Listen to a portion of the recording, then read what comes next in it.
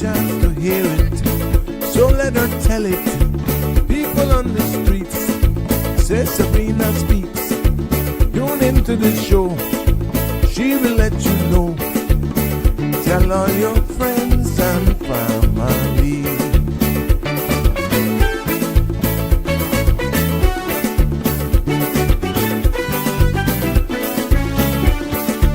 Real talk is no joke.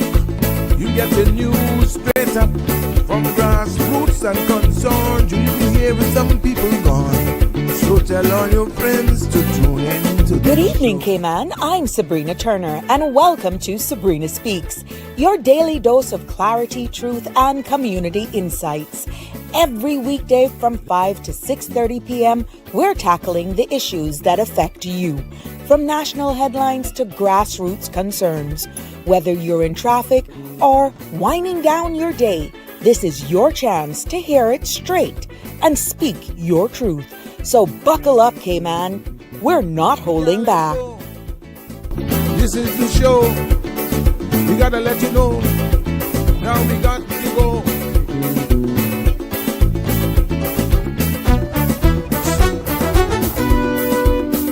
And now here's Sabrina.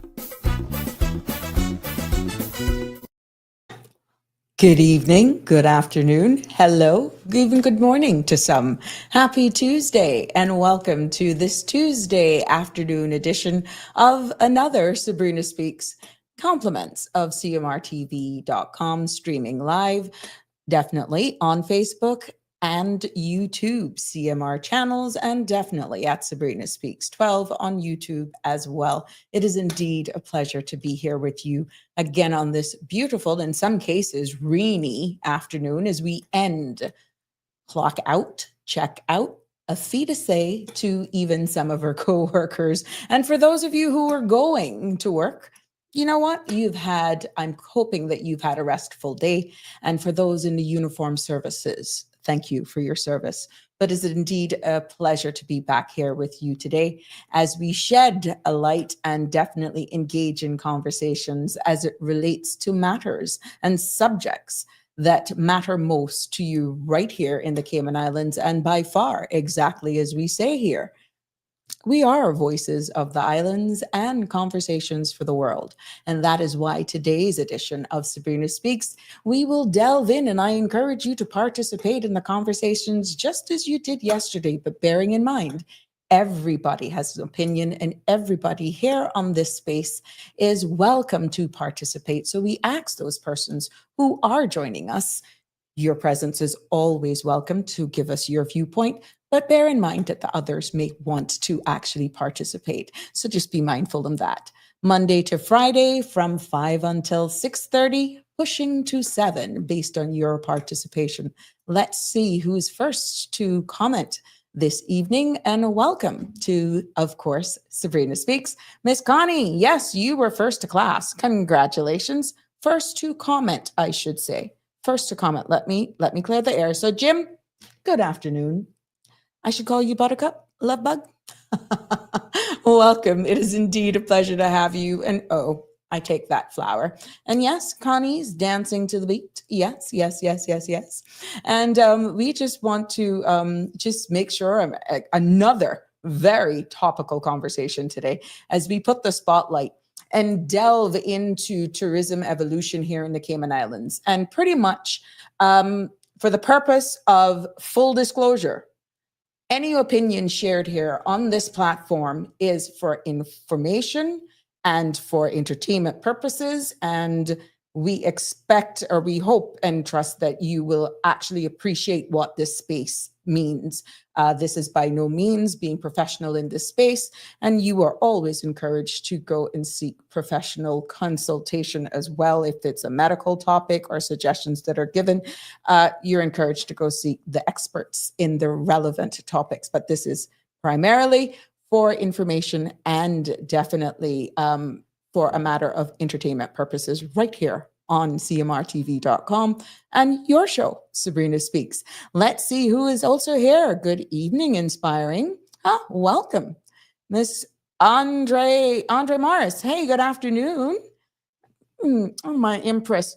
You trying to beat Shaka Zulu? You got Jim and Shaka Zulu and Shaq to deal with. But you know, the more the merrier. It is a pleasure, Andre. Thank you so much. Hey, Miss Dawn. Pleasure. You were thumbs up. Thank you. Thank you for saying you know you were going to show up to class. And yep, sitting in the front seat, teacher Sabrina. Yeah, well, you got a lot to learn today. And I encourage everyone to tune in and to also participate, because it's one thing of me just shedding the information with you and sharing information with you, but there's another thing when you're actually participating. And I'm hoping with a topic as emotive as this one, post-referendum strategies and pretty much visitor experience with sustainable solution ideas as it pertains to the whole tourism industry. Where are we going because of where we are right now? I'm hoping that we will get some feedback, and this would definitely spark a big conversation this evening as we continue to learn in this space. Yeah, Shaka Zulu. Andre, I told you, Shaka Zulu stepped right up. That's right. Hi, welcome. A long time don't see. Yeah, it's true. I'm here.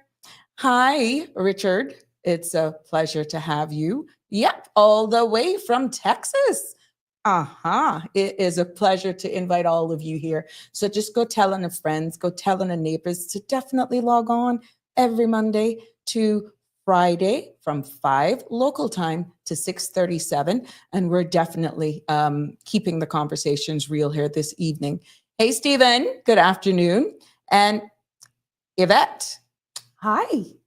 Welcome. I think this is the first time I've seen you comment. It is a pleasure to have you join me here on the show. Well, definitely, it has been a wonderful day for me so far. I've taken it easy, preparing for you in the afternoon, and I know that some people are actually celebrating birthdays today. And if I'm aware of them, I will share it on this space. So, but this particular gentleman. Yeah, for anybody who recognizes him and sees some resemblance, that's my baby brother. That's one of two. Happy birthday, Patrick. It's your birthday. Today's July 29th. I know he doesn't want to make anybody know, you know, that sometimes even me's family to him. And it's the same. Happy or strong, bro. Doesn't matter. You're the little one. I'm older. Respect is due. But happy birthday to you. May you live to see many more. And you know, may God continue to bless and keep you.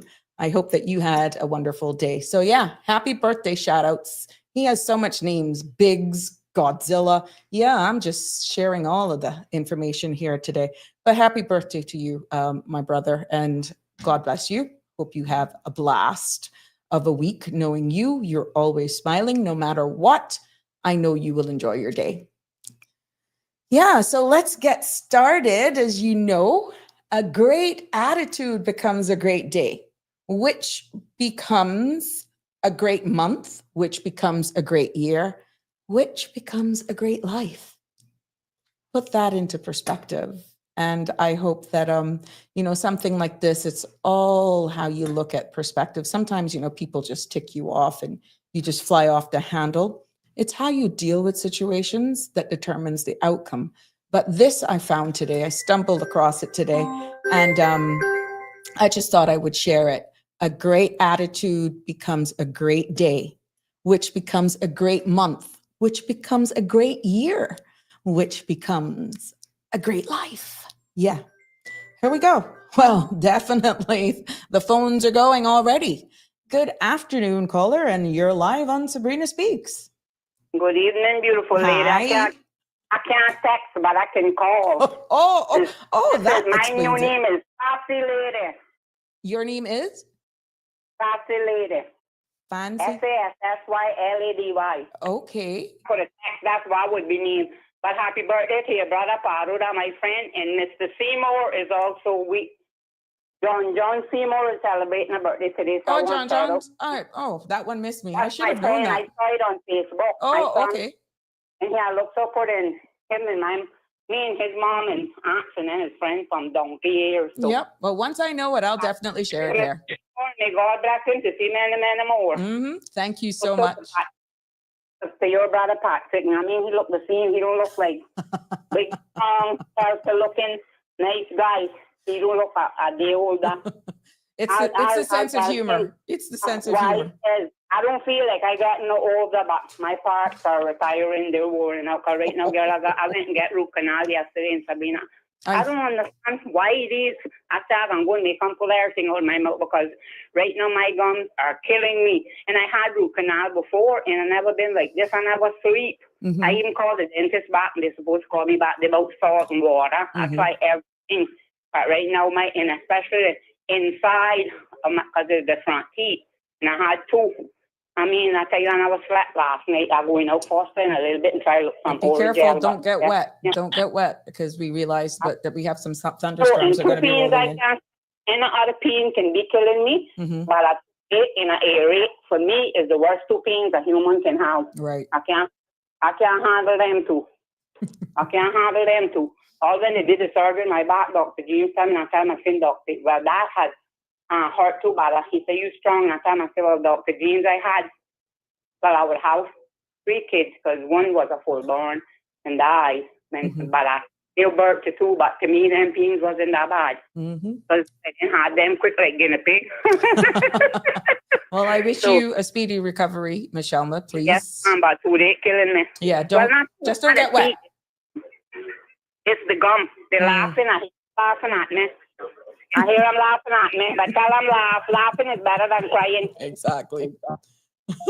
There you have it, only on the Sabrina Speaks family. And yes, Miss Jasara is here. Good afternoon. And Sandy, you're on vacation, but thank you. It's always good to have everybody tune in. I hope you're having a very good vacation over wherever you choose to be. And because, good. It's good to be incognito sometimes. Good for you. Miss Rose, good evening from, yes, it's a pleasure to see you here with us. And good evening, Miss J. Good to have you join us as well. Just with what's local right now, just to keep you abreast with what's going on, this afternoon, I will share compliments of CMR. You know that the HSA authority as of August 1st has now made public the new appointment of board directors, and Ms. Joy Vernon is now appointed as chair. Andre Scott, deputy chair. Dr. Hazel Brown is a HSA board director. Tavis Walters is also a director. Tricia McElroy is a director. Michelle Coleman is a director. Petrina Eat Moore is also a director. Now, we have lost a few members that were there, but I want to publicly congratulate, and I guess from all of us here on these appointments. I want to personally congratulate Ms. Joy Vernon, who served as deputy chair for the past 3.5 years, 4 years. And now she has worked herself up to chair. I can only expect great things to continue for this board with the continuity of those who were there from before, and definitely the addition of individuals that were added to this board. We can just honestly right now just pray for God's blessing to cover y'all because of exactly what this role entails and exactly all that needs to be done. So publicly, breaking news here, compliments of CMR TV, and definitely you can follow more, as Sandra said, once she's back off of vacation. I'm quite sure she'll be delving in much more into this as her ad has stated, but we just felt it was wise to share this information, understanding my deep connections with even this board, having been the former minister and had selected a number of these persons that have continued. And I am honestly proud of Joy. I'm proud of everyone that is here. And I want to publicly thank those who served under my tenure, who are no longer here, but job well done. Job well done. And I can only expect even greater things from this composition as we continue to navigate that space.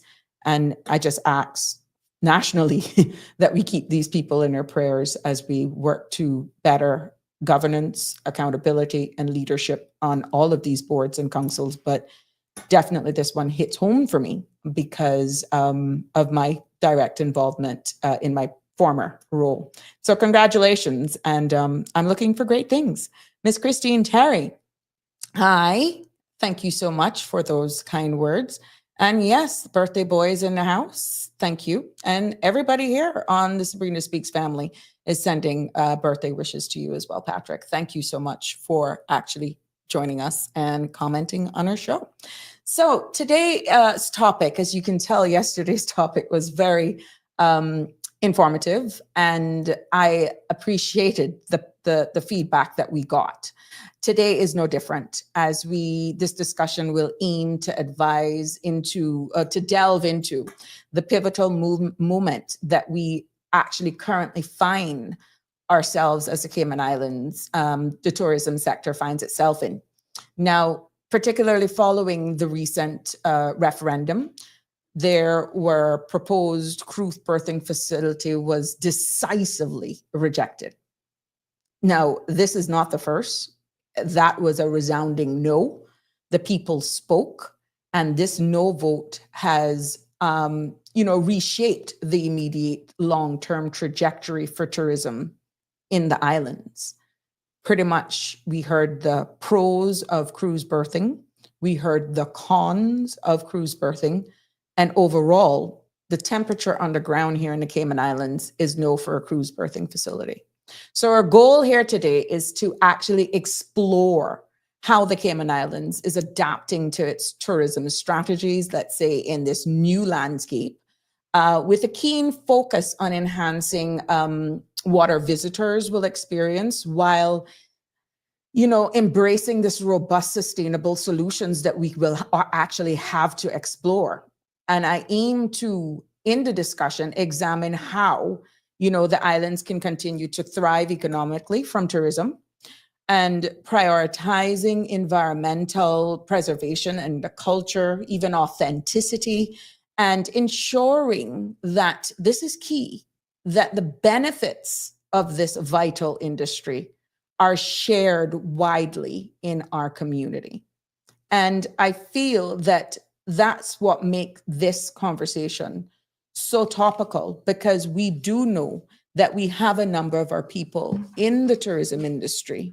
And, this no vote, what does it mean for those persons that are in the industry when it's out there that cruise ships are being bigger? What does it mean in life after reshaping? Then we're dealing with environmental impacts. We see what sarcasm is having and the impact that could actually have on our tourism product. So shifting our focus pretty much, is it cruise or is it stayover tourism? Where do we go moving forward with this exercise where there is a no vote, that people do not want this infrastructure? And it's going to be a delicate balance. And I feel that for the purpose of the discussion, and I'm hoping that persons will understand that some decisions, some difficult decisions and considerations will have to be viewed in looking ahead as it pertains to how are we going to even measure success in the industry. Like what metrics will be used to evaluate the success of the post-performance of tourism, the collaboration of, even when we look at partnering with how government and private sector are going to probably collaborate in offering authentic visitor experience.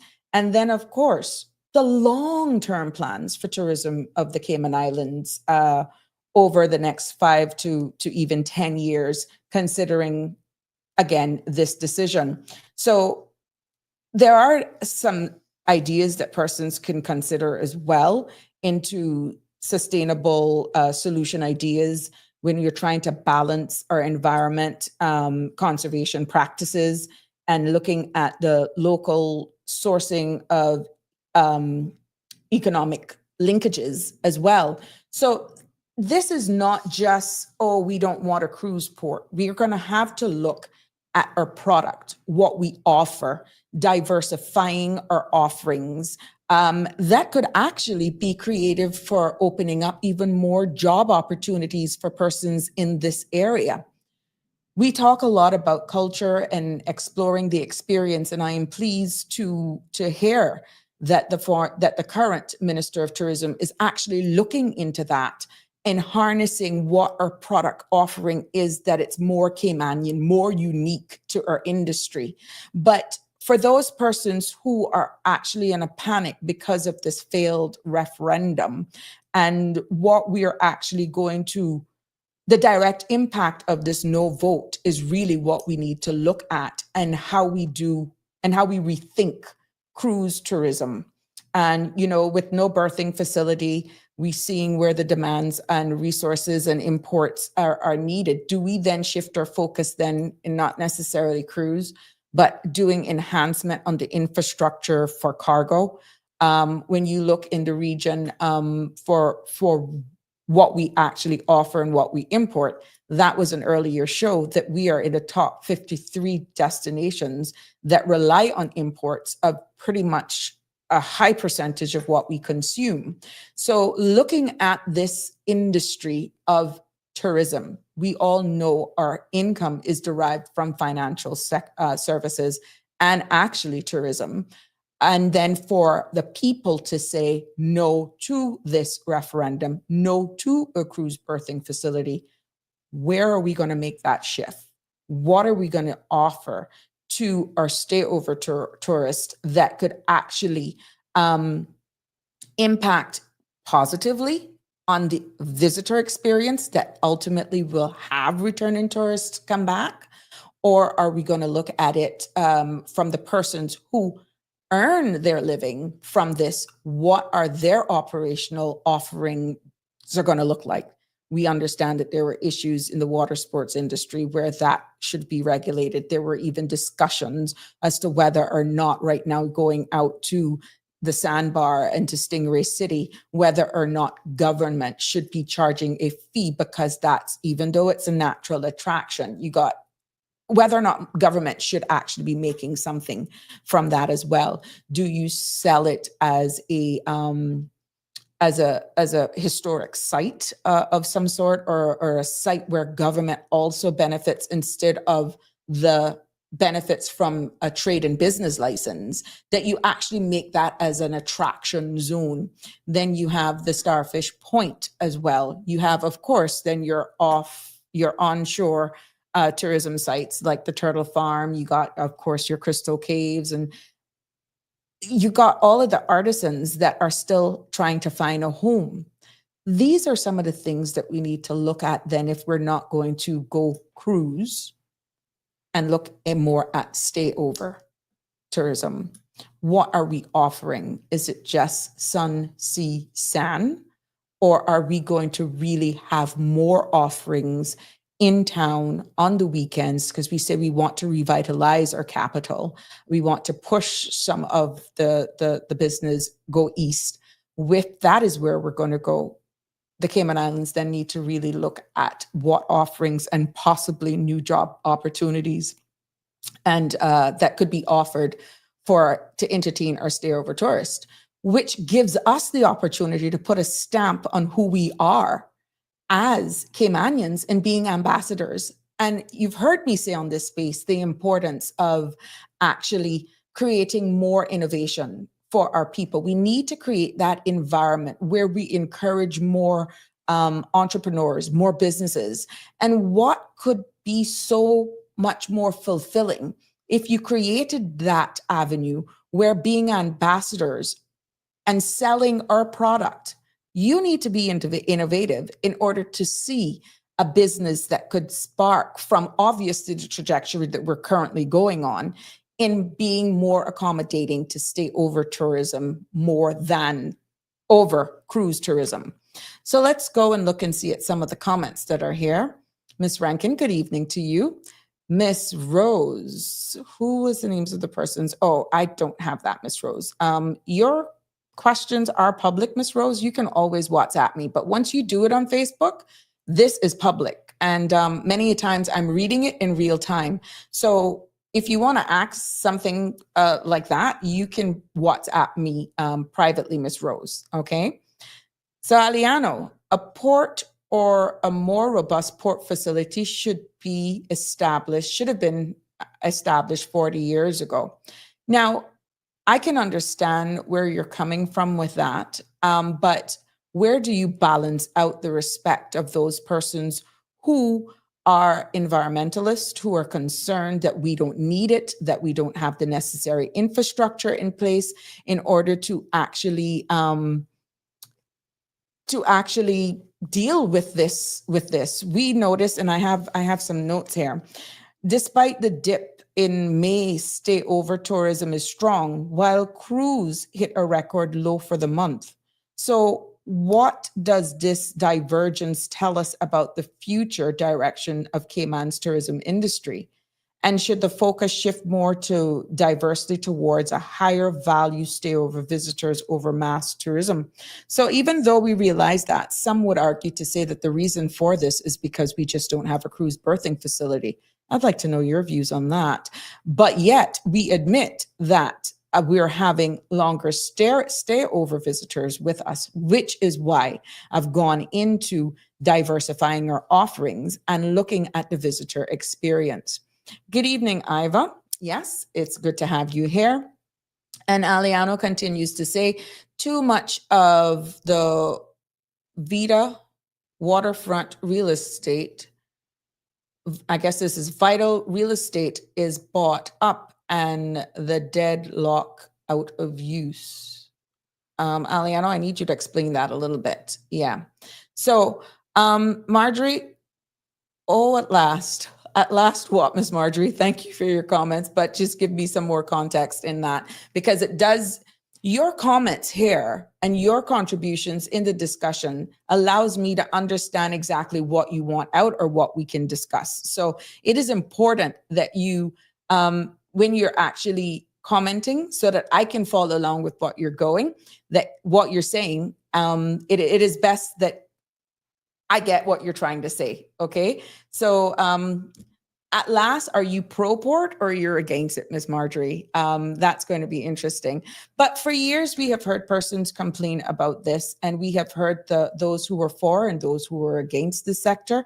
And, at the end of the day, I really feel that we have to make a decision as to where we're going to go.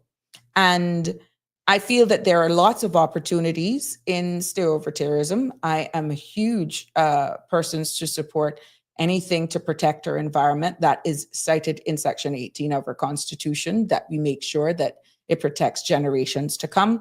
And doing that at a balance perspective, but also being cognizant of those persons who actually make their living is also key. And that is where I'm thinking we're finding that is not actually balancing out. And does it mean then that we have to provide more incentives somewhat for persons to actually be able to kickstart, let's say, a business, or for those who are already in business, create an environment where they actually collaborate with other businesses and share the space together? Because what I see happening from my lens is that with stayover tourism, that persons are longer on the ground. So it's not this mad rush. It is not this mad rush to have everything crammed into, let's say, a 5-hour on the ground, that you can actually have an offerings. I'm going to definitely highlight one experience here that shows the benefits of stayover tourism versus those cruise. Now, I visit one particular spot. I visit a lot of spots on waterfront quite often, but I gotta be honest with you, and this is unsolicited, not directly promoting per se. I'm using it for this context, but I do support this business and I will encourage anybody to go there. I go to Cabana a lot, straight up, owned by Luigi Moxham. And what that young man has been able to create in that space, especially on Thursday evenings for his farm to table. That's Thursday evenings.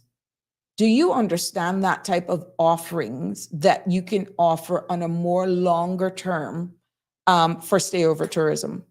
There is no way he would be able to offer that authentic experience, which is one of the suggestions that can be considered. And one of the suggestions that the current Minister of Tourism is saying, at the quality in which it's able to be done on a Thursday evening, farm to table, where you have a young Caymanian musician who is playing steel pan. In this particular case, because Luigi is a child of the soil, and I know based on Miss Nasaria Saku, he did a little bit of acting thanks to her, and he gets all in character with the thatch hat and you know, that local Caribbean attire. And it's amazing just sitting there, watching him entertain with guests, many a times returning and many a times first time, because they follow him on social media pages and see what this farm to table experience is about the Cayman Islands. He not only gets the opportunity to introduce them to some of our local cuisine, but also gets to interact at a different level, explaining, let's say the Cayman style lobster or the escovitch fish. And then we talk about the breadfruit, and we talk about the cassava and the sides and all of those dishes that are presented as uniquely Cayman, nestled on the waterfront. What I'm saying is how much more of that could be actually duplicated through many other offerings in our islands if we're going to go this route. There's so much opportunities. We know about the peppermint candy making. It's one thing just going because of cruise for the limited hour on the time on the ground that you can already have peppermint candies, for example, already made. What an experience that would be. And I know I'm probably giving a lot of examples or ideas for packages maybe. Well, good for us. Once you're Caymanian and you get ideas from this space, good. We're helping our brothers and sisters. If you're able to set up even demonstrations of making coconut candies, making this peppermint candy, understand that is a process. I do. But remember, keep focused. We're looking at improving our quality as it pertains to stayover tourists. That is a coveted opportunity. That is a valuable opportunity for us to not feel like we're rushed. And we're doing it in a sustainable manner that we're not digging up waterfront or disturbing anywhere else on the island, as the discussions were actually taking place during this whole process. So I definitely used Cabana as an example. That is only one of many. Why isn't it that we're not hearing a lot more of our local musicians performing even at a lot of our hotels? We know that there are a number of cutoff times or difference in variance of cutoff times, but I don't feel we're doing enough to really sell Cayman experience or the Caymanian experience, because we lack dialogue with persons in the industry. That if that was actually done a little bit more and more candid in our offerings, create that space, that the visitor experience would be so much better. And when they leave here, they would really feel that they have immersed themselves, they have had the opportunity to interact with who we are as Caymanians. So at last, I'm going back to some of the comments. Miss Marjorie, yes, a port, but not in Georgetown. Elsewhere, at last, I got you. Oh, okay. Thank you for that clarification. But with a no vote, Miss Marjorie, people are not having it. They don't want it. So which is why we have to pivot, because of being cognizant of so much persons that make their living from this very industry.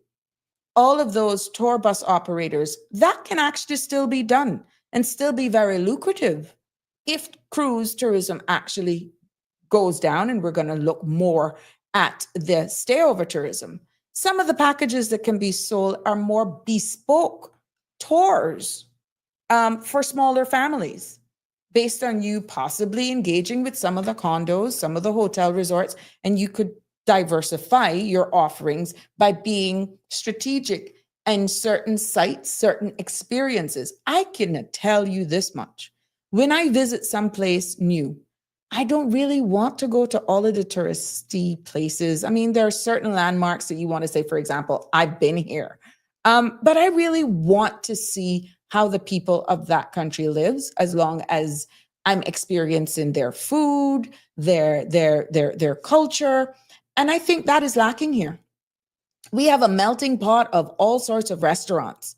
But to be honest with you, what in Georgetown, with the exception of Cabana and along 7 Mile Beach, Peppers, but really authentic Caymanian food, where can you find that along the 7 Mile Strip right now? Where?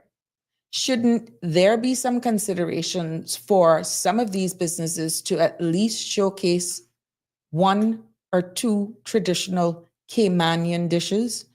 And then that has its own worries, because you don't want anybody actually creating, let's say, a turtle stew, and they tweak it from what we're known, and we are probably, I choose the wrong protein there, because if we understand the shortages in turtle meat. But what I'm saying is, a traditional Caymanian dish we know is turtle or conch, right?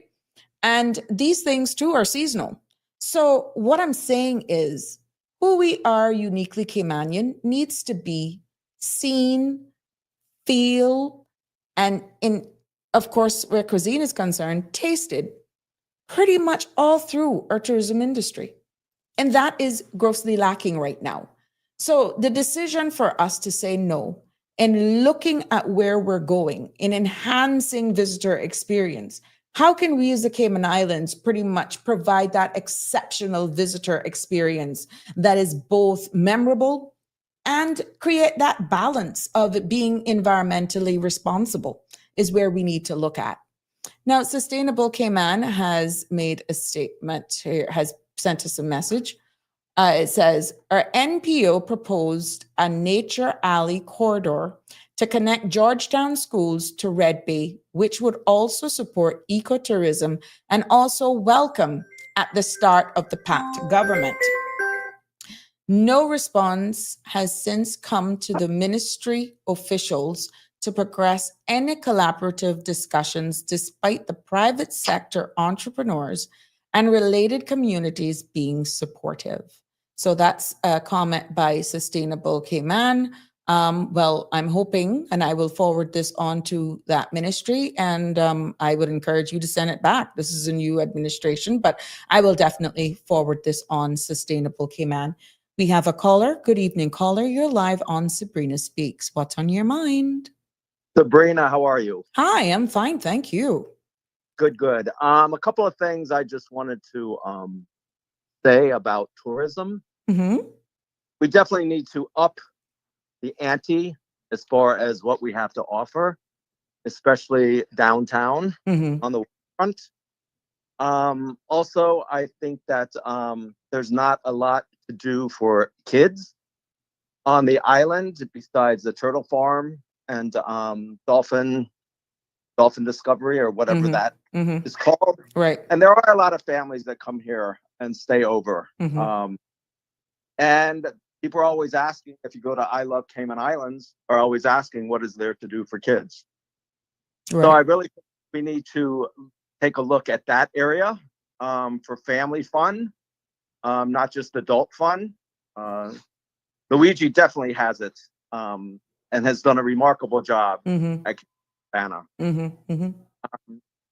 That's mainly adults. Right. How many kids are going to go there and, really be entertained by sitting down for dinner? Not a lot of kids do. And I really think that we need to, like I said, up the ante with what we have to offer. I think our selections need to be better quality.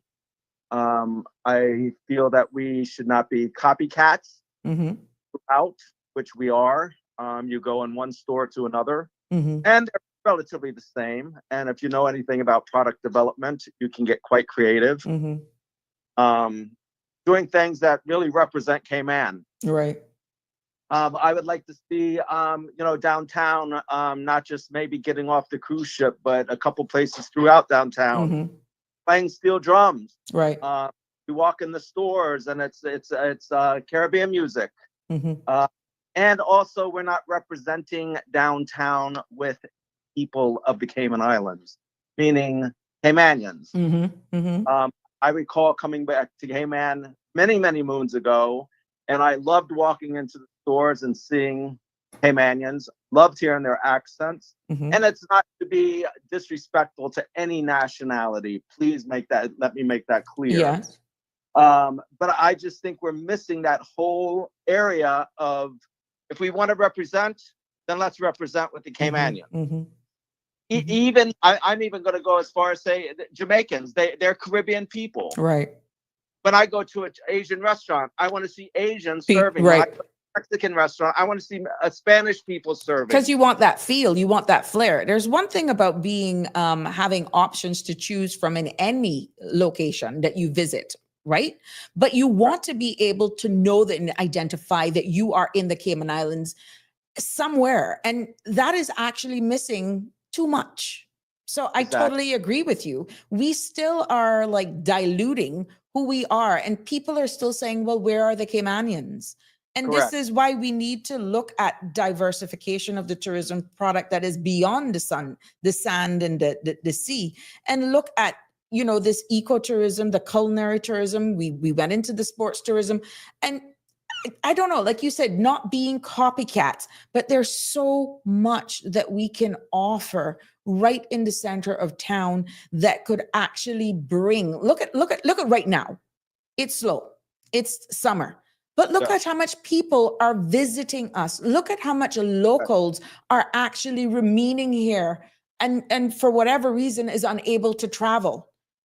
With the beautification that went on downtown. Correct. You know what they missed completely? What I feel they missed completely? Go ahead. Flying the Cayman flag throughout. Mm. I mean, having Cayman flags flying everywhere downtown. Mm-hmm. You go down Cardinal Avenue, it should be lined with Cayman flags flying. Yes. Oh, and not only concentrating on Cardinal Avenue, but throughout the entire waterfront. Mm-hmm. Mm-hmm. Mm-hmm. If we're going to represent Cayman, let's make it Cayman, let's make it amazing. Let's see it everywhere. Let's see it everywhere. Be proud of the flag that's behind me, and let's see that throughout. I mean, we will go to restaurants here, and not to be dictative in anywhere as to how anybody should run their operation, but my God, especially along the 7 Mile corridor, you don't hardly see any of our flags or anything with that Caymanian stamp on it. No, not at all. Not at all. And again, if there's supposed to be, what is it called? Staffing plans. Mm-hmm. Well, then where are the Caymanians? If you have a certain amount of employees, where are the Caymanians? Well, I think this goes into a different conversation as well, that they're saying maybe because of the lower wages in minimum wage, that it's not attractive for a Caymanian to survive on the pay that it is, which is why the big discussion on minimum wage, which again will be a bigger topic that I'm actually going to have here. And it is far reaching right now around other Caribbean countries. Right now, I think Barbados is about to implement one, and their businesses, their people are actually fearful. Bermuda, we know, is about to introduce one. Their minimum wage is $16 and something cents, and they're proposing $17. But going back to the topic as to why aren't we seeing more of our locals in that industry? One of the biggest deterrent factors in conversations that were had was because of the low wages, and they could not just afford to actually do it, even though it's lucrative on high season. Understood. It's lucrative in high season if you're making commission. Correct. If it's commission-based salary where you are making a salary like the jewelry stores, And you're making a certain percentage if you sell something. Yes. And then for those in the hospitality industry, let's say the hotels, that the grats in the restaurants, the grats because of the volume. But again, that is something to be questioned, because they have these gratuity schemes that once it's approved by government, they don't have to be in compliant with the minimum wage because they split the grats to make up the differential. But again, that's approved by government. That's something that's also we feel needs to be revisited based on communication and conversations being had. Sorry. Most definitely. Yeah. So it's really a balancing act, but it's not impossible. I feel that there's so much opportunities, employment opportunities that are available in the tourism industry, that if it indeed was a bit more attractive where the wages were concerned, that we could actually have a lot of our people be more ambassadors. I don't know, caller, if you recall that we did have some, I think, tourist ambassadors that they were post at the airport just pre-pandemic. And they were in the nice floral shirts and they were greeting people and all that. So let me tell you something. I had that similar vision that should be sprinkled all over our island, not just at the airport, that you should have. With the Caymanian representative. Correct. But there were Caymanians that were at the airport with those positions. And I don't know what happened with that, because that could have been so much broadened to actually provide that experience, like key stores as well. Maybe that is something that the Tourism Attraction Board or Department of Tourism, and businesses, private sector, you call private public partnership, that they may actually be able to sit down at the table and discuss as well. So you have these ambassadors for Cayman that are there with these vibrant shirts that that's an ambassador. Hint, hint, that's a government subsidized person that is attached to that private company, and they're versed enough, they present themselves in a manner that they should be able to sell or recommend something that's truly uniquely Caymanian within that area while being still there at that business. These are changing, innovative ideas if we're going to improve our visitor experience offerings, since we're moving obviously away from cruise. Well, we also need to look at, who is in certain particular positions within the hospitality industry. Yeah. Who's in HR. If there's a particular, let's say, nationality, they're geared more to hiring that nationality. We're moving away from what was and seemed to work once upon a time. Right. To a direction that's no longer working, and it hasn't been working.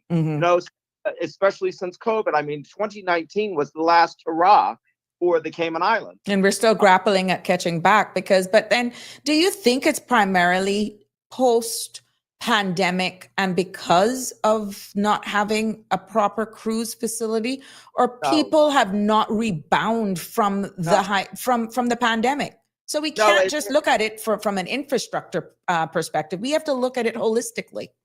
Right. And it's also adapting to change, which a lot of people are not willing to adapt to change. They want to do the same old, and they want to complain about what's not happening because the tourists aren't, there's not enough tourism. Well, there is enough tourism, but offer them something. Right.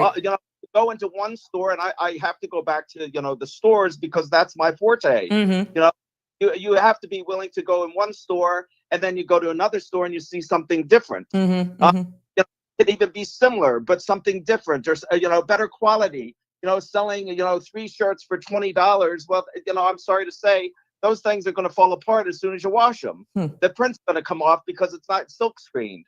I just think if we really want to take it up a notch, everybody has to step it up. They're not capable of stepping it up and really working for and with the Caymanians here, then things have to change. We just have to make sure that things change.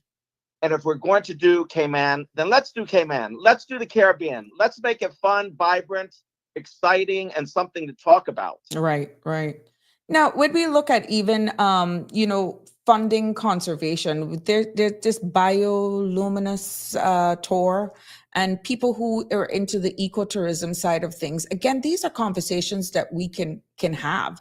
Like even some of the suggestions could be looking at sending more traffic to some of these businesses that are more eco-friendly, like giving them certain, like PR incentives as well. These are things we have to switch our way of thinking, as you rightfully say, going back and sticking to what pre-pandemic is not going to take us to the next chapter. And we got to survive somehow. Yes. Mm-hmm. And we got to have the proper tools in measuring our success in order for us to know really and truly where we're going to go. People are going to get tired of me in this space talking about data, but it's too hodgepodge. And that is the only way, honestly. And I'm not talking data regionally, because the experience and what we have to offer, just our geographical location, can be skewed if you compare us to some other jurisdiction. We may depend on income streams like tourism and finance, similar to other persons in the region, but we are totally different in many other ways. And we have to use data and collect information that is uniquely Cayman in order to make sound decisions for future planning. And I think that's where we're getting it wrong. It's easier to go on social media and see what this one is going, or we jet set off to one jurisdiction and we look at what they're doing, and you come back and you're actually saying, oh, thank God, I'm so happy to be home. Boy, we got a lot to be thankful for. Okay, adapt. Right. Let's get those, whatever you saw that makes you appreciate, oh boy, I'm glad to be home. What can we offer here for people to get that same hunger, that same appetite of wanting to come back, not necessarily on a cruise? Yeah. Well, like I said, I think we just need to get downtown cleaned up a little bit more. You have the sandwich signs everywhere. You've got, illegal signage placed here, there, and just, there's not enough, what's the word I'm looking for? Enforcement going around and, going into these, shops and saying, no. Or you start finding them. If government wants to collect money, that's a good way to collect money. Right. And you have, when you go in a store or any place, you just want people to be upbeat, friendly, approachable, engaging, all those wonderful things that we had once upon a time. Had that once upon a time. Right. 30 years later, I'm here, and I know we had that once upon a time. So I don't know. There was too much money spent, I feel, on Cardinal Avenue, and you don't even see the amount of traffic going down Cardinal Avenue anymore. Walkability, walkable traffic of tourists when they're in town. You see people going more west when they get off the ships. Then they go, to the east side. So there was a lot of misses. For clarity in regards to that, and that bothered me in regards to what was going into town. But just let me, again, this is all information and for us to learn. Whatever started, even during my time as being a member of parliament and a cabinet minister, that was so far gone, we couldn't even come back from it. I do recall the minister at the time actually being like just knocked the wind out of him when presentations were made to us of what Georgetown was going to look like. And it was almost at a point of very little could have been done because of contractual agreements. And it was one of those things that you couldn't come out of. And what would that have mean then for the Caymanian people? Again, you have Georgetown, it was dug up. You heard the cries of the business owners in there that suffered for years. Way too much interruptions for business. Exactly. It lasts long. I can tell you, this is just the facts. It's just not making excuses. There was no coming back from that, from what we saw when we were there. Thank God it's now done. Whether we're pleased with the outcome, I don't know how much more phases it has left, but I'm really hoping that we get our value for our money for that disruption, that we actually, and that it's used much more to... If I may. Sure. Who's benefiting from all that, though? Well, this is why it goes right back down to measuring success. One of the things that I said it here in looking ahead, what metrics will be used, and that infrastructure enhancement could go in hand with this? What metrics will be used to evaluate the success of this one, the post-referendum decision, all these infrastructure works and all of that sort of stuff? These are some of the things, particularly in terms of sustainability and the visitor experience, because it goes right back. We have a historic site as Constitutional Hall that has been named. That's the Georgetown Town Hall. You got the post office. Those are historical landmarks in central Georgetown, right? Then you have our own Parliament building. These ambassadors that I was alluding to, and remember, don't forget the library, the masonry work on all of these buildings, for the record, was done, and thanks to Mr. Steve McPhail, I learned this from him at a Red Sky at Night. One of the chief masons or the lead masons on the construction of what we know as Georgetown Town Hall was done by Milton Sims.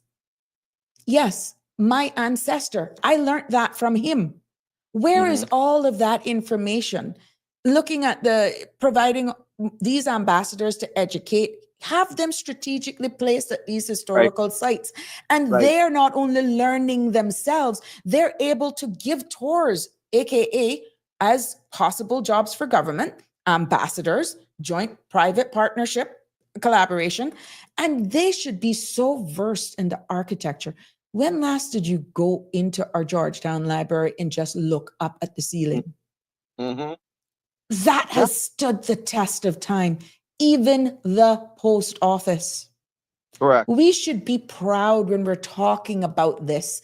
And can you imagine seeing persons giving tours of that and speaking so proudly of these sites? This is innovation. This is moving forward. This is probably an opportunity to transition some of those very same persons that depends on all of this tours and taxis going back and forth from the cruise facility now along the 7 Mile Beach. You know how much private one-on-one tours some of them could possibly get from doing that just around town? Then you head her up, maybe up on Shedden Road. There's a monument right there by the roti shop, I think. What is the historical significance meanings of that? This in turn will then create enhancement, beautification throughout our entire island. And for those, again, catering to Stayover Tourism, we continue to improve and enhance as we do this straight around our island. You got the turtle farm in West Bay, you got Hell. There's significant, there's a slave wall in Bodden Town that I visited that was built by slaves. How much people even know that, even though it's in a private yard? Did I not just say private-public partnership? No one knows about these things.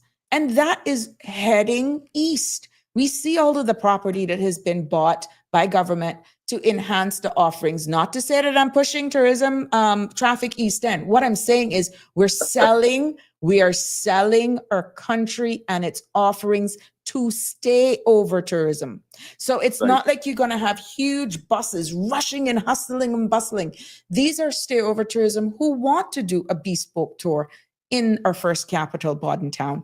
What is the offerings? The heritage houses right there. You got Miss Mary Lawrence, who would be so happy to show all of the artifacts. East End is not short of it. Georgetown is not short of it. And I know West Bay is not short of artifacts. These things should not necessarily just be out if we want to talk about Caymanian pride for heritage festivities. This is something that we're proud of all year round.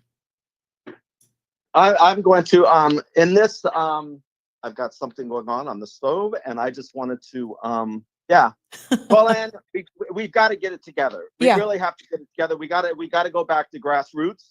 And, people just need to speak out, like I've always said, and I'll continue to say. And, stay strong, Cayman, and keep on going. Thank you so much, Calder, for your contribution. And I mean, this is good. You're in the industry. So this is what I want. This space is exactly for what you did, because I wouldn't be able to see it through your lens. And thank you for sharing with us. You bet, Sabrina. Take care. Take care. Bye-bye. Yeah, so the comments continue to come in. Let's hope I didn't miss anybody here. Miss Melanie Carmichael say too many printed advertising, banners, and signs all over. Just looks like Florida. Florida, bring back the real Cayman and involve local artisans in cultural tourism design. I agree with you, Melanie. Then it's looking at, do we want them sprinkled around the islands at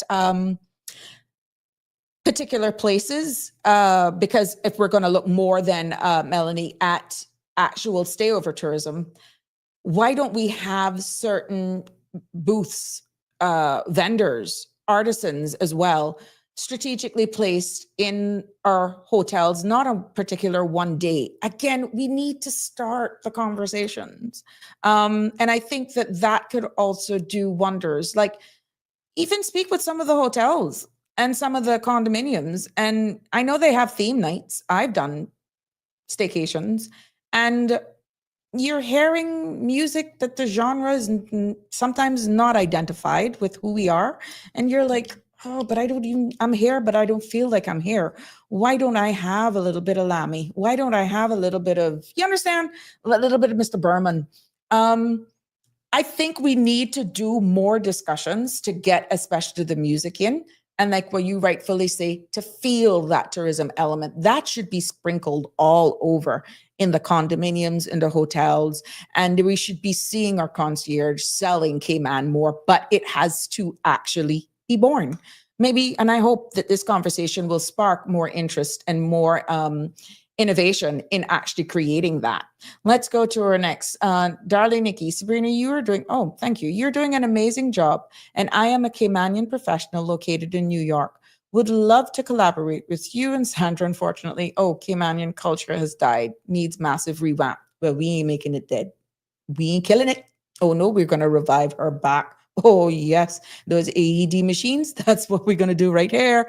We're not going to lose it. Because when we lose that, to be honest, our soul is gone. And yeah, it needs a bit reviving, but not all hope is lost. And we're going to definitely get that. Johan, for God's sake, nobody's getting blazed up here.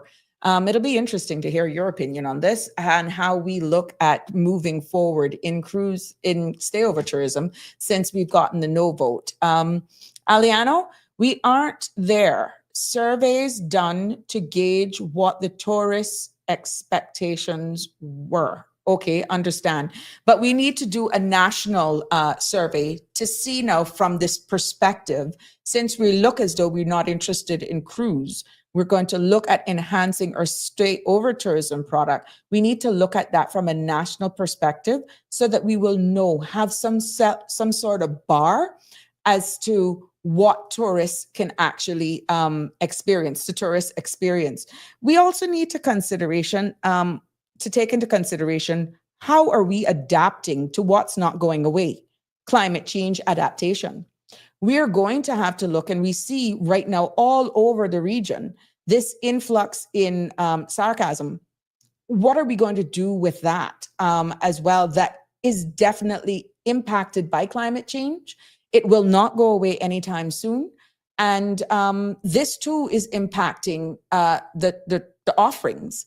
Will people then want to go other jurisdictions that look as though they have a handle on it? But climate change will be a topic on people's lips for a long time to come, unless we make some serious changes in how we are actually dealing with it and improving our carbon footprint. Another comment by Michael, we have species found nowhere else but no nature museum where we can attractively learn, experience, or immerse in our unique biodiversity. We need to stop thinking we have to create entertainment. I totally agree with you, Melanie. And entertainment comes in many forms. Right now, the word entertainment, people pretty much thinks of a club, music, adult beverages. That needs to be expanded when we come to tourism. And again, going back to obviously the trajectory that we're on, we need to diversify our offerings and cater to everyone. This is another topic. That may even impact or spark discussions as to whether or not certain businesses, sectors on a Saturday night is mandatory to close at 12. I'm waiting for the comments. I'm waiting for the daggers. We're here having open, fair discussions. If we're going to diversify our offerings, understanding the balancing and respectful of everybody in the industry, and we're inviting people of all walks of life who may want to visit our shores, how can we balance keeping who we are and still be able to offer for everyone? Good evening, caller. You're live. Good evening. Yes, I don't know if everybody agree with this, but yes, I agree that you make more off of the over tourists because they have to rent cars, they rent hotels, and they buy food. And very few that come here for one day. They normally come for more. And those who's tourists, I see this with my eyes, buying one hot dog and sharing it between 3 people because they might buy a souvenir or something, but they don't hardly want to buy food because it's already paid for on the ship. So they prefer to go back to the ship and eat where their food is already paid for. They don't want to spend no extra money. So I think, and then the next thing about the flags, that's what I'm saying, because I don't see no flag on police station and on the LA house and on the courthouse and all that. No, man, the flag is on the new. Oh, you're talking about the old police headquarters. They have moved now across. But it's there, man. It's there. I don't know if I am right or wrong, but people that who in charge of that are too lazy because you have to put it up every morning. You have to take it down before sunset. By sunset. Before the set, so they don't want to be having that hassle to be doing that because I know for fact one place that have it, and I used to have to take it down because it was, and I tell the person that one charge it, I say, why you? Because this is sickening. They say, every minute putting this up in the morning, every minute got to take it down. I say, well, then tell them you don't want to do it, make somebody else get in charge of it. And I know that's a fact because sometimes I used to take it down and it will all way past the time. So that's my opinion on it. I don't know. Might be right. Yeah. Might be wrong, but anyway. Well, your opinion matters right here on Sabrina Speaks, and everybody's opinion matters here because we're learning. Whoever wants anything about me for that, well, that's their business and a business with them. And tell them everybody got their freedom of speech, and I speak, and I'm not criticizing nobody. But if they won't criticize me, like the clock say, who the hell cares? So tell them, go ahead. The more they talk about me, the bigger I get. Nobody's talking about you. We appreciate your participation. Big mouth. They call me all kind of things, but I'm a business. Okay. I'm a lion, and my mouth, lions roar hard. They go row. Because I remember one day, something they were saying is they bring me the loud then. Mic, I said I don't need a mic because I got a loud voice, and who can't hear me need to go check their eardrums because definitely something wrong with them because I speak clear and I speak loud. Well, there you have it. She comes in like a poof and she leaves like poof. It is good to have Michelle's contribution, as all of your contributions matter here on Sabrina Speak. But honest to God, we really need to have the hard conversation and get the right people around the table, right meaning balanced. I think everybody's opinion matters as we move forward for this very national and topical discussion. And I know some persons may have seen the title in saying post-referendum strategies and visitors' experience with a sustainable solution ideas. I hope I didn't lose anyone with the post-referendum because we're like referendum out on that. But based on the resounding no that we constantly hear, we have to then look at sustainable solution ideas, and we need to come as a jurisdiction and look to see where we're going. Life after the referendum, life after this discussion as to whether or not you're for port or against it. Otherwise, in this case, by all accounts, what we're hearing, it's a no. So we need to look ahead, consider measuring how we're going to measure our success, collaboration with partners, and how we can involve private sectors, environmental groups, and even local communities collaborating to making sure that we can sustain our achievements and that at the end of the day, that the offerings that we're offering to our visitors experience is not actually diluted, because we understand that it is a competitive market. But what is uniquely Cayman, without us having to be a cookie cutter or looking at what our neighbors are doing? We can find so much uniqueness, as Melanie pointed out. We have species that are not even found anywhere else in the world. Who is highlighting that? Where is that? We can create websites and we can do all sorts of Facebook pages and all that sort of stuff. Who is actually highlighting that? Because that's a different set of persons, tourists, that could be welcoming our shores to see these unique species that we have here. Just like you have persons that travel all around the world for bird watching. Certain times of the year, we have migratory birds that stop over here, and our uniqueness in that whole area. We need to stop boxing ourselves in and just open up. But that is not possible unless everyone's opinion matter, and at least they are invited at the table. I think one of the biggest issues as well, when people actually speak about the ills of this industry, where they feel tourism should go, even with some sound suggestions that they may have, they are fearful of speaking out, because they either got a contract, or they're fearful that if they come and they speak out, someone may identify them, and then their little bread may be impacted. How are we going to grow as a society if you are silenced because you can't participate in open forums? There's no sense of you speaking behind closed doors, and you're impacted by decisions for those who have the loudest voice.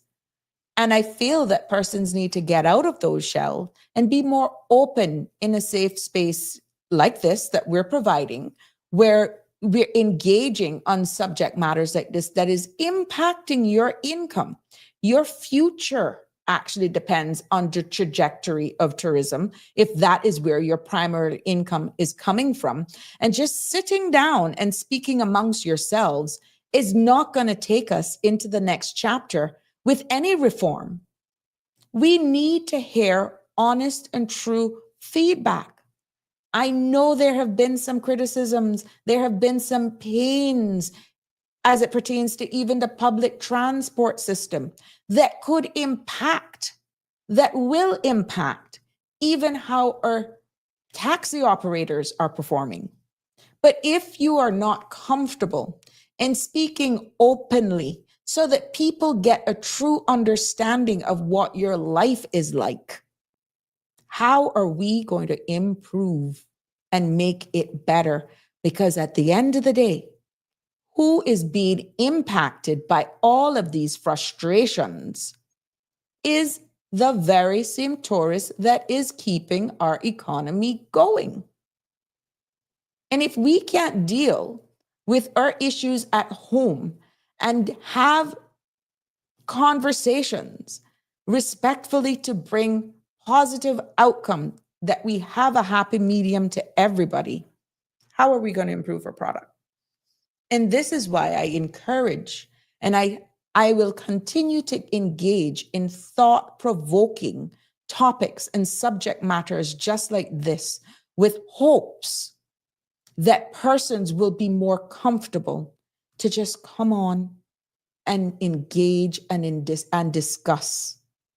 You will come on and you will rant about this and rant about that. There's nothing wrong with coming out and giving us an idea of what you experience every day, and let's look at sound solutions as to the best way forward. And we can no longer hide under a rock if you're being impacted. Now, Aliano said traffic issue going into town is also a major problem. That was one of the reasons as well that, people were totally against this cruise berthing facility. And how much more can our infrastructure hold? One of the biggest topics that came up is even the use of public restrooms. Where are those in the whole development of revitalization? If you're in the center of town, you have to, and you're a tourist here, where are the public restrooms? Where are they? Were they even envisioned? You would have to literally go back and hope that the restrooms on the north and south terminals are open, because many a times it's only one of those terminals is open, but yet they have facilities there. So again, wider discussions. You persons who are in the industry are seeing it. And I'm quite sure some of the tourists who are actually in your vehicles or come in your presence may actually make suggestions, bearing in mind what Aliano said. It's not that surveys are not being done, but those surveys are being done by the visitor's experience, more than likely collecting data for the same cruise companies. When are we going to do a more robust survey to really look at the trajectory of stayover tourism here in the Cayman Islands? I'm not telling you that the Department of Tourism has not collected data. You may have collected data, and there is probably information there that you can use to understand where we're going. But based on 2 no's of cruise berthing, enhancing our stayover tourist product and experience offering, a survey now collected through that lens may actually bring different questions and a total different output, because you are more directly in accepting where we're heading as a jurisdiction and looking at our product and what we're offering here. Good evening, caller. You're live on Sabrina Speaks. Good evening, Sabrina. Hi. Hey, first of all, let me apologize. I'm actually doing my workout, so I'm on the road. Okay. There's much traffic, let me know. Thought I'd pick up on that question of the restrooms. Mm-hmm. They're actually, I don't know, obviously we can use more, but certainly there are some, and they need to be properly identified, and more, and just as importantly, is there a car nearby that you can jump into? No, unfortunately, there's Oh, okay. As I said, I'm working out, but otherwise I can call back. Oh, okay. Go ahead. Yeah. So basically, what I'm saying is that there's one there by Magnum Jewelers on the road that they closed off. Mm-hmm.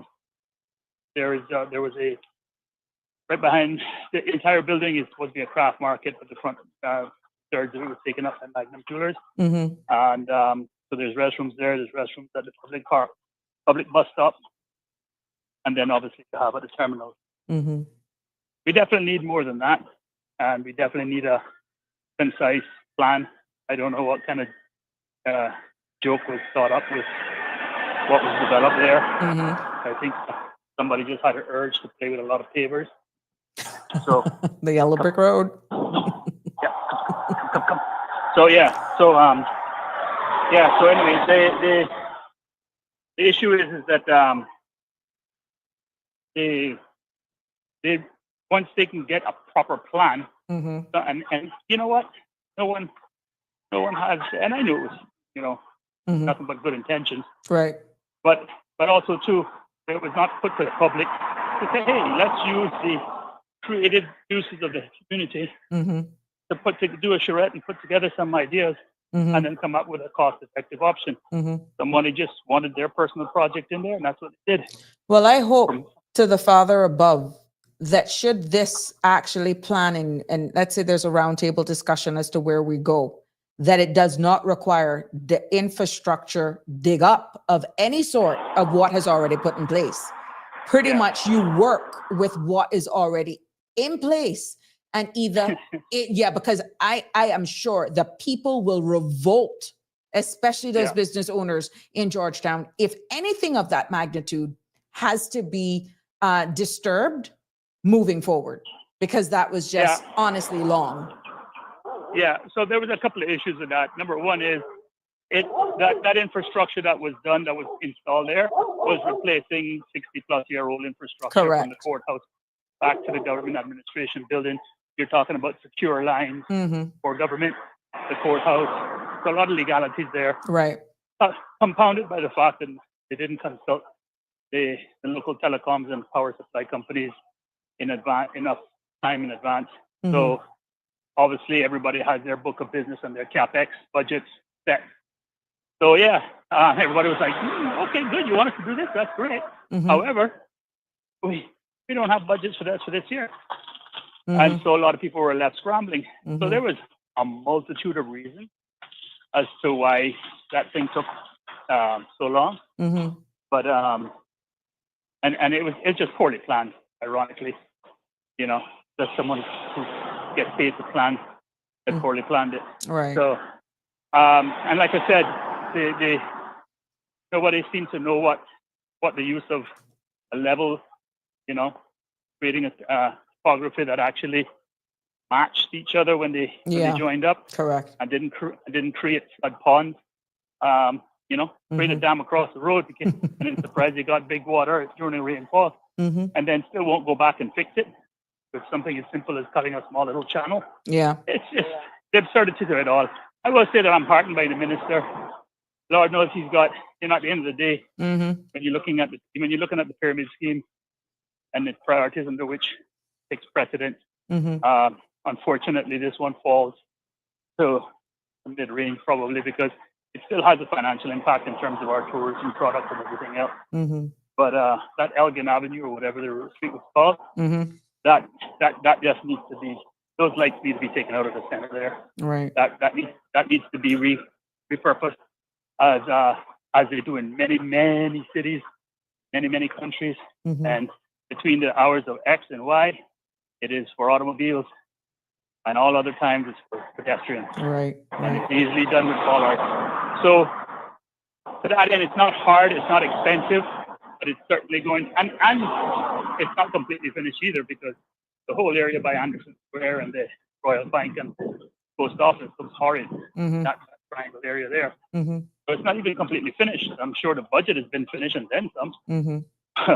But you know, it was absurd with no urgency, no seeming urgency to get it completed. And it stands to be corrected, and I'm happy to be corrected. But either way, it's still I don't think anybody can successfully argue that was money well spent, and it was done as timely as could have been.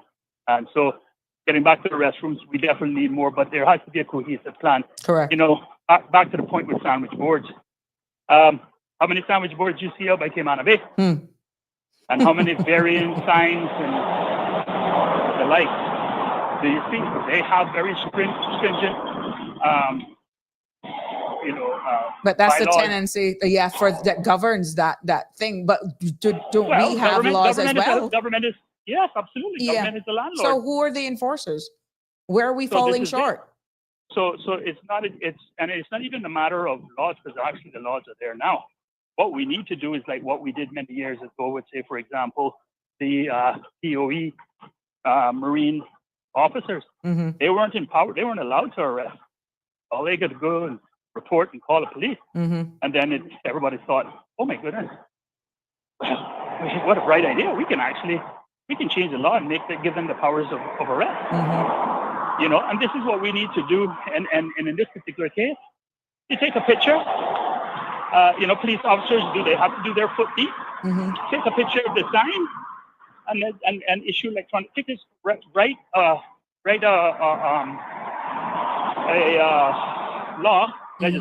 legislation that allows them to do electronic ticketing. Take a picture, file it in there, send it. When I go to Europe, the last time I was there, I was in an area I did not realize had radar guns. I did not realize I was speeding with kilometers versus miles an hour and all that good stuff. And so 6 weeks after I returned back from my European vacation, there was a picture of me just grinning away driving. Oh, wow. And saying, hey, by the way, hand us over $200 and something, you'd be good. Because otherwise we're going to have problems with you when you come back to Europe. Oh, wow. So I say that with Jeff, but basically my point is, electronic picture, boom, sent, and you issue a license, and you don't do it for $50 or $150, right? And so when it stings once or twice, people will think you would get in line, doing those things. But anyway, I'll leave you with that. Caller, just before you go, where do you think the future for those in the industry? Obviously, the landscape has undoubtedly shifted where do you think we're headed? And being cognizant of this profound mandate from the people signaling that there's a clear preference in balancing environmental protection and just this whole non-port. How do we actually, what do we say to the people in the industry in actually adapting to this new way forward? Does it have an expiry date of 4 years, 5 years, and then it resurfaces again? Well, it always has had a expiry date of 4 years, and it only gets an extension if the minister was not going to be re-elected and maintain their ministries, as you well know. So that answers that question there. But I will say to you that what heartens me for this particular coalition is that at the core of it all, they seem to be all on the same page. No coalition or no party is perfect. So I'm sure they'll have their fracasses in caucus and what have you. As far as their overall plan, I'm looking forward to it, and I'm understanding that the minister is working to get a lot of these in a lot of initiatives in place and to be announced, including National Development Plan, which will then allow private sector to fine-tune their target market and go from there. So I think it's a little too early to call, but where I think we are losing ourselves generally as a people as well in not supporting the government is, number one, we all, to quote my good friend Elio, we all like to sit down and breakfast table and eat an omelet. But damn, we don't want to break those eggs and kill them poor little chickens. So how you get the omelet? Yeah, right. So we have to stop being so idealistic. And I mean, I can't begin to tell you how many times I've heard the members of the public and even DOE officers absolutely go berserk because they saw some water running off into the ocean.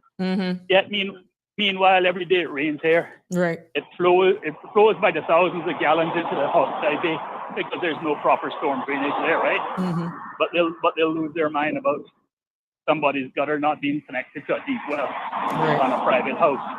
So we have to look at the big picture. And one of the things is that, again, back in the 20s, 30s, 40s, 50s, 60s, and recent as the 60s, we had developers cut all of those canals in, say, for example, Governor Carver's, Milk Harbor, the Shores was back in the 80s, I guess, Tropical Gardens, North Sound Estate.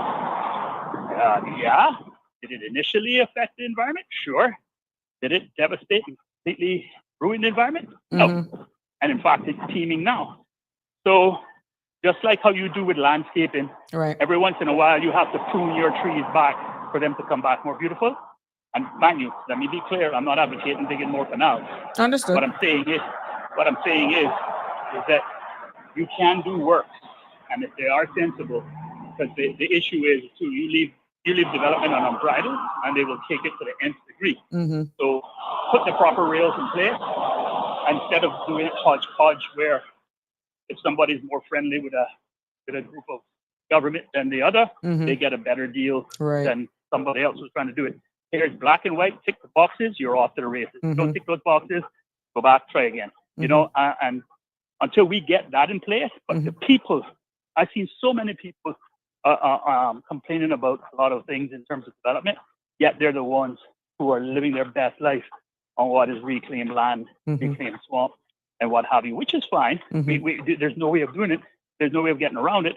But for the life of me, in the 40 years of doing this work, I can't figure out, being in the development industry, why we don't develop like Florida, where when you take over swamp land, you literally create a man-made lake as a stormwater runoff. A catch basin. And so, and as a result, you actually end up not flooding out your neighbors or yourself. And then second to that is our wonderful NRA doing these beautiful roundabouts.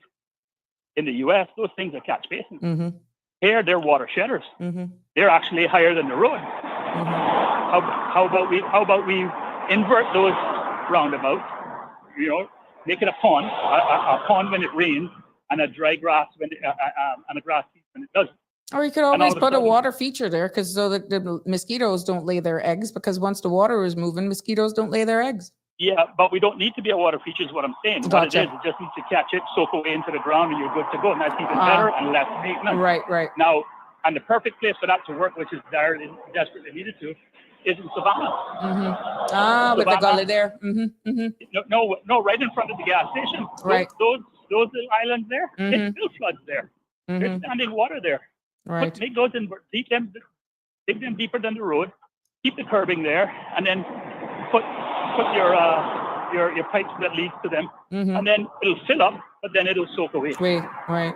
And we got a win-win. So we got a dual use purpose for it instead of it just being a grass piece. Correct. So there's simple things like that. Non when I say it's nowhere near as expensive as the alternatives. Right. Drilling deep wells all over the place and digging trenches, what have you. Those are simple fixes. But it seems to be that we legislated ourselves into stupidity, and we can't think outside the box. And so we can't take a general concept and say, okay, this is going to be a bit expensive, but how can we tailor it to our specific needs and then make it happen? The immediate response that I've always gotten from government officials, policies, just liabilities, blah, blah, blah. Instead of saying, all right, let's write the legislation to make it happen. Yeah. Because doing the same thing that we've been doing clearly the last 40 years, clearly ain't working. So, but I could go on and on and on. I'll leave you with it. Thank you so much. Thank you for your contribution. Congrats on your show again. And thank you. Look forward to hearing more from you. Definitely. And looking forward to hearing more from you as well.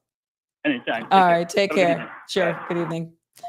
Yes. Well, ladies and gentlemen, this is a clear call for innovation and adaptation until we actually navigate where we're going in this industry. And I know that at the end of the day, what sets the Cayman Islands apart is really and truly what we're going to have to build on with the true authentic experience is one of the things that we have to do. And for those persons who are in the industry, the landscape has undeniably shifted, and it's going to take innovation from you as well in how you actually survive.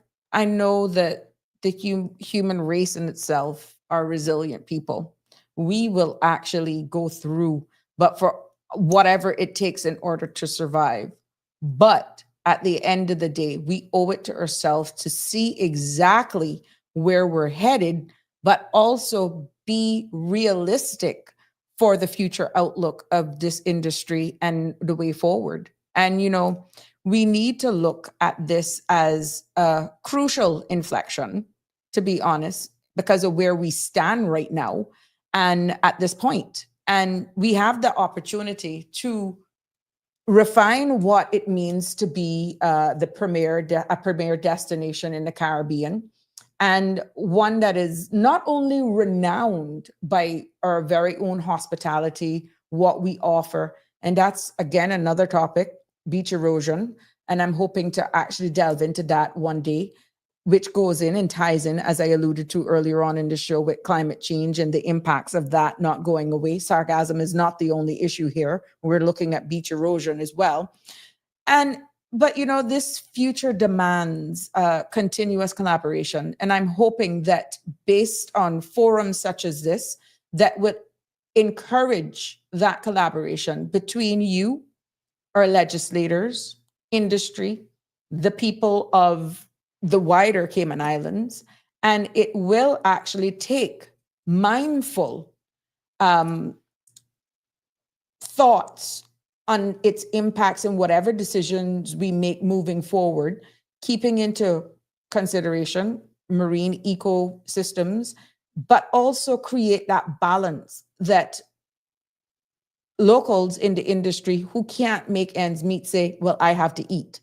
And it's going to boil down in persons who are responsible for enforcing legislation to enhance our product, to enhance our offerings. As you rightfully say, with the signage, one particular area has laws and restrictions in their presence, on their sites, We have laws that are already in place. Why aren't they being upheld? We want that reflection to be pretty much all over our island, as we want to maintain a high standard. It shouldn't be one area is looking better than the other. That should be reflected throughout all 3 islands. And this conversation is not separating Little Cayman and Cayman Brac. There's so much offerings over there in the sister islands as well. And the quality of stayover tourists, people wanting that laid back feeling. We know we have the that farm to table tour that is so, oh gosh, that is something to actually experience. Then you have just nature trails and stuff. There is just so much to offer within our 3 islands that it's going to take adaptation and innovative ideas moving us forward. But I'm hoping that we seize this moment and to build tourism, or to build a tourism model that is not only responsible, it's also resilient, but truly reflects the values of our Caymanian people, so that when people really immerse themselves and experience what we have to offer here, that it will resonate with them and create that appetite of wanting to return, as we secure a vibrant and sustainable future for generations to come. Ladies and gentlemen, it has been a pleasure bringing you another edition of Sabrina Speaks this evening. And I hope that you were able to take away some serious information to the point where it gives you perspective and understanding the direction in which we have to come together as a nation to decide where we want this industry to go. And the conversation does not end here. It doesn't have to end here. You make this space and it can come back up again. And I implore all of those persons that are scared to speak out or to just engage in conversations. You don't have to imprison yourself. This is what this forum is all about. Just call in, send me a WhatsApp. The number is here. Send me a WhatsApp after the show, of course, because if you send it during the show, it's going to go live. But even WhatsApps, you can send me. And if you want to discuss or subjects or point out certain things that we can possibly get persons in the industry to know about as we reshape who we are for the immediate and long-time trajectory of tourism for the Cayman Islands. As I stated at the beginning, the goal today was really to explore how the Cayman Islands is adapting to tourism strategies and in this new landscape. And I'm hoping that I was able to achieve the fact that I wanted to have a keen focus on enhancing the visitor experience, while as we juggle it at the same time, embracing the robust sustainability or sustainable solutions in our way forward. And I'm hoping that you were not only informed, but educated, enlightened, and that again, you found this presentation meeting your satisfaction. As we move forward, we're all ambassadors of the Cayman Islands, and this should not only be left to the persons in the industry. Tourism and all sectors of our product offerings here in the Cayman Islands impacts and will affect everyone. Until tomorrow, have a safe and fabulous Tuesday. And thank you for all of you who stayed with me, and especially those who contributed to the conversation. Have a good evening. That's a wrap for today's edition of Sabrina Speaks. Thank you for tuning in and for being part of the conversation. Remember, the dialogue doesn't stop here. Stay engaged, stay informed, and most importantly, stay empowered. We'll be back tomorrow at 5 p.m., same time, same place, right here on CMR TV and radio, where your voice matters and your truth is heard. Until then, Cayman, take care of yourself and each other. That's it for today's edition of Sabrina Speaks, where your voice matters, your story counts, and your truth is always welcome. Join us weekdays from 5 until 6:30 p.m. right here on CMR TV as we dive into the topics that matter most to you. Catch the show live or on demand at cmrtv.com. And don't forget to follow us on Facebook, YouTube, and Instagram so you never miss a moment. Until next time, stay informed, stay engaged, and always speak your truth.